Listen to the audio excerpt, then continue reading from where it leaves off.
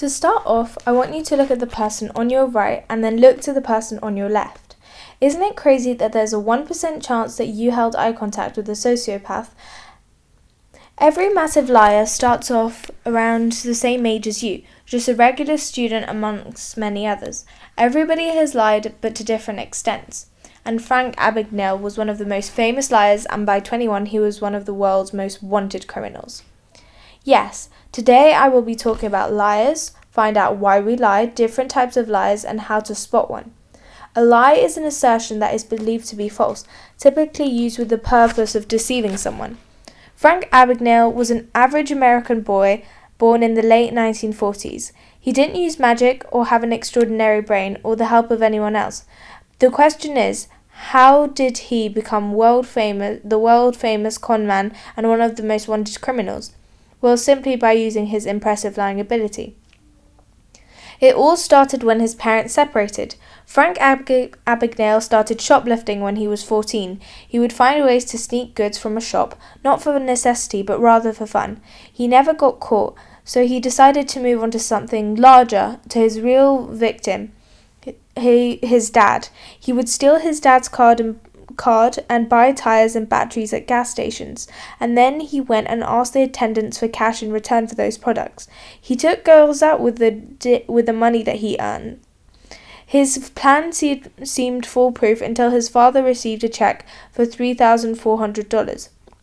According to the Bureau of Labor Statistics Consumer Price Index, since today's prices in 2020 are 768% higher than average prices in the 1960s, Frank would have stolen around $30,000 from his father at just the age of 14. At 16, he left home and decided to make the best of his intellect by completely changing who he was. He forged his driver's license by changing his birth date 10 years back to make him appear 26. He then opened multiple bank accounts under different identities so that the banks would not get suspicious. Then he printed his own checks, deposited them, and made the banks advance the cash. He was very meticulous, but unfortunately the scheme was short-lived because banks eventually demanded payment. There was a flaw in his plan, so he came up with a more sophisticated one. Rather than using different identities, he would just write his account number on a blank deposit slip and mix them with the real ones.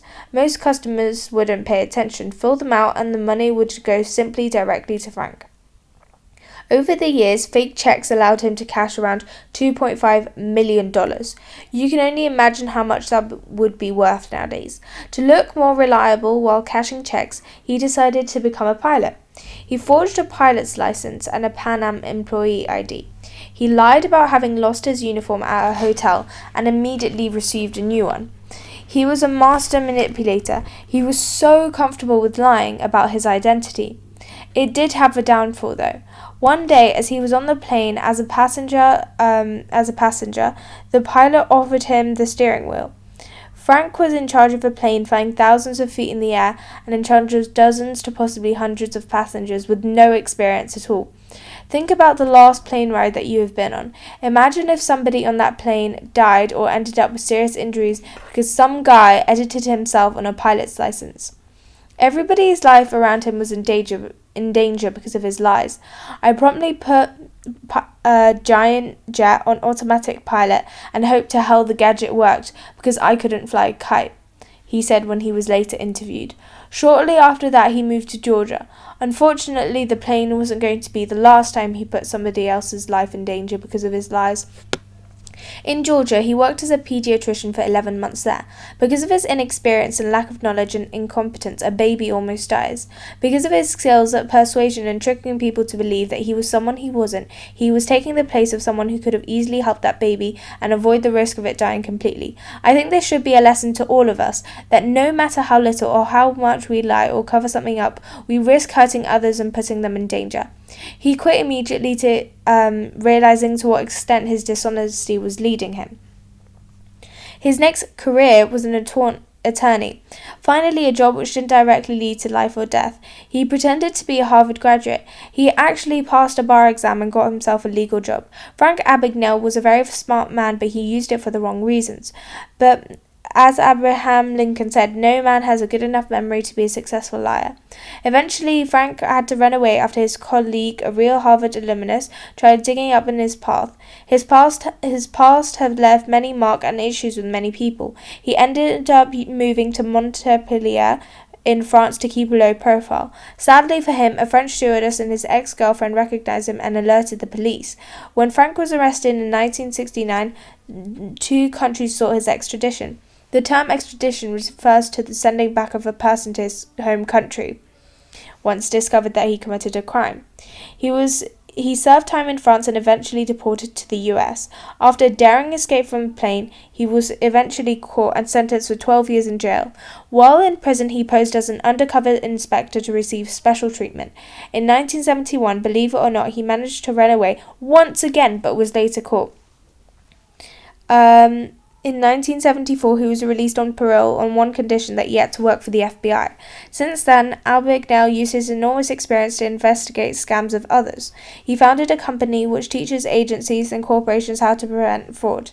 In 2002, his story inspired Steven Spielberg's film Catch Me If You Can, starring Leonardo DiCaprio, a movie where a seasoned FBI agent pursues Frank Abagnale, who before his 19th birthday successfully forged millions of dollars worth of checks while posing as a Pan Am pilot, a doctor, and a legal prosecutor. Frank Abagnale was exceptionally good at lying and making others trust him. I want you to think of some of the people that you've been very close to over the years. It's likely that you have met a compulsive liar, pathological sociopath, or even a psychopath.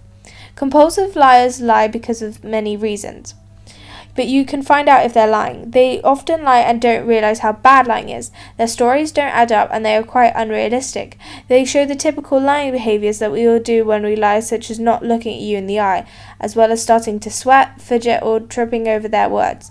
Compulsive liars split into 2, narcissistic and habitual. Narcissistic liars are liars usually have a narcissistic personality disorder. They always make grand stories centered around themselves. They like to show off and always make themselves look like heroes no matter what happens. A good example would be that girl in 5th grade who would never invite anybody to her house but would go on how big and perfect her life was, when actually it was the opposite. On the other hand, habitual liars lie all the time. It's part of their routine and a habit. They don't realize the consequences to what they're saying. They could lie for attention or even stupid things that don't matter, like lying about something you specifically told them you don't care about.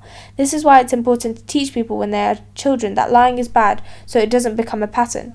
The second main type of liars are pathological, who lie as a response to any stimuli.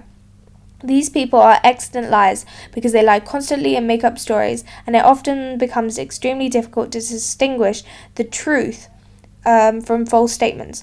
Unlike compulsive lies, pathological are near impossible to catch in the act. Pathological lying is also known as pseudologica fantastica. Pathological liars know how to play the eye contact game. When lying, instead of looking away, they fix their gaze upon you. These types of liars use their pathological lying trait as a defense mechanism. Now, the hardest types of liars to deal with are sociopaths. Sociopathic liars lack empathy. They do not care if the lies they state impact others negatively or even actively cause harm. These type of liars can be narcissistic and super charming, but this isn't always true. Sociopaths are master manipulators. They tell you fictional stories to get you to do what they want whenever they want it. You are nothing but putty in their hands because they are not capable of feeling sorry for you. Being the target of a sociopath will likely feel horrible because it will conflict your morals and your sense of right and wrong. A sociopath will continue to manipulate you and get you to see things from their perspective. As mentioned before, sociopaths do not feel any empathy, but they are excellent actors. So if you tell a sociopathic liar that you are not comfortable with something, they will likely not care, but surely act as if they do. They are extremely dangerous and can wreck your peace and mental balances if you spend too much time with them. Finally, there are white liars. We often assume that white lies are not really lies. People who always tell little white lies here and there often feel that they are harmless or even beneficial. White liars often mix the truth with the lies. They do so when people catch them at it, they tend to believe that they didn't mean to deceive or will probably confuse themselves. However, sometimes a person may tell white lies when trying to protect someone from the truth if it's too hurtful or damaging, and honestly, everyone has said numerous white lies in their life, including myself. So, finally, what does science tell us about deception? Well, we all do it sometimes, even though we know it's wrong, since most of us have been taught that from a young age and have dealt with consequences. But here's the problem with lying. Research shows that the more you lie, the easier it gets, and the more likely you are to do it again. Psychologists have documented children lying as early as age 2. Some experts even consider lying a developmental milestone, like crawling and walking, because it requires sophisticated planning, attention, and the ability to see a situation from someone else's perspective so effectively to manipulate them. But for most people, lying gets limited as we develop a sense of morality and the ability to self-regulate. Thank you.